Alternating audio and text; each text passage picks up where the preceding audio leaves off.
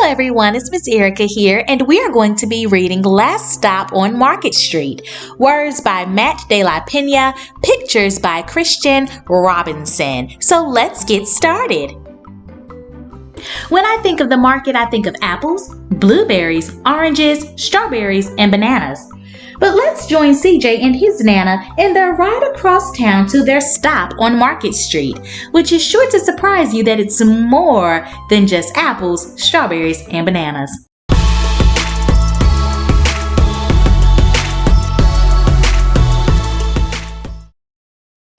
CJ pushed through the church doors, skipped down the steps.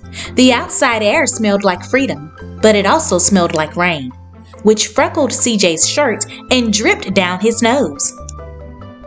He ducked under his Nana's umbrella, saying, "How come we gotta wait for the bus in all this wet?" "Trees get thirsty too," his Nana told him. "Don't you see that big one drinking through a straw?" CJ looked for a long time, but never saw a straw. From the bus stop, he watched water pool on flower petals, watched rain patter against the windshield of a nearby car. His friend Colby climbed in, gave CJ a wave, and drove off with his dad. "Nana, how come we don't got a car?" "Boy, what do we need a car for? We got a bus that breathes fire and old Mr. Dennis, who always has a trick for you." The bus creaked to a stop in front of them. It sighed and sagged, and the doors swung open. "What's that I see?" Mr. Dennis asked. He pulled a coin from behind CJ's ear, placed it in his palm. Nana laughed her deep laugh and pushed CJ along. They sat right up front. The man across the way was tuning a guitar. An old woman with curlers had butterflies in a jar. Nana gave everyone a great big smile and a good afternoon. She made sure CJ did the same. The bus lurched forward and stopped, lurched forward and stopped. Nana hummed as she knit. "How come we always gotta go here after church?" CJ said. "Miguel and Colby never have to go nowhere." "I feel sorry for those boys," she told him. "They'll never get a chance to meet Bobo or the sunglass man. And I hear Trixie got herself a brand new hat." CJ stared out the window, feeling sorry for himself.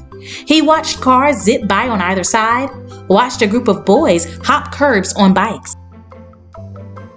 A man climbed aboard with a spotted dog. CJ gave up his seat.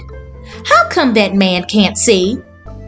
"Boy, what do you know about seeing?" Nana told him. "Some people watch the world with their ears." "That's a fact. Their noses too," the man said, sniffing at the air. "That's a mighty fine perfume you're wearing today, ma'am." Nana squeezed the man's hand and laughed her deep laugh.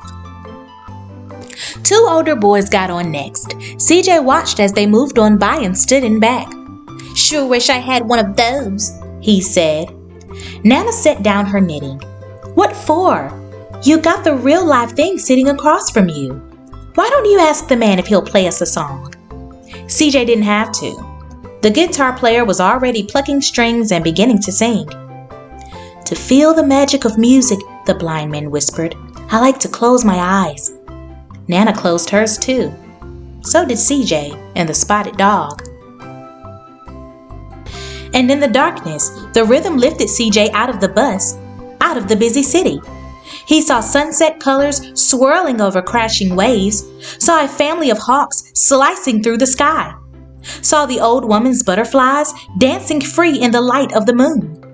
CJ's chest grew full and he was lost in the sound, and the sound gave him the feeling of magic. The song ended and CJ opened his eyes. Everyone on the bus clapped, even the boys in back. Nana glanced at the coin in CJ's palm. CJ dropped it in the man's hat. "Last stop on Market Street," Mr. Dennis called. CJ looked around as he stepped off the bus. Crumbling sidewalks and broken down doors, graffiti-tagged windows and boarded-up stores. He reached for his Nana's hand. "How come it's always so dirty over here?" She smiled and pointed to the sky. "Sometimes when you're surrounded by dirt, CJ, you're a better witness for what's beautiful." CJ saw the perfect rainbow arcing over their soup kitchen. He wondered how his Nana always found beautiful where he never even thought to look. He looked all around them again, at the bus rounding the corner out of sight, and the broken street lamps still lit up bright, and the stray cat's shadows moving across the wall. When he spotted their familiar faces in the window, he said, "I'm glad we came." He thought his Nana might laugh, her deep laugh, but she didn't. She patted him on the head and told him, "Me too, CJ. Now come on." And that is our lovely story, Last Stop on Market Street. Please make sure you like and subscribe so that way you can join in on all my reading club fun. Love you so much. Most importantly, Jesus loves you, and I'll see you back here next time. Bye, you all.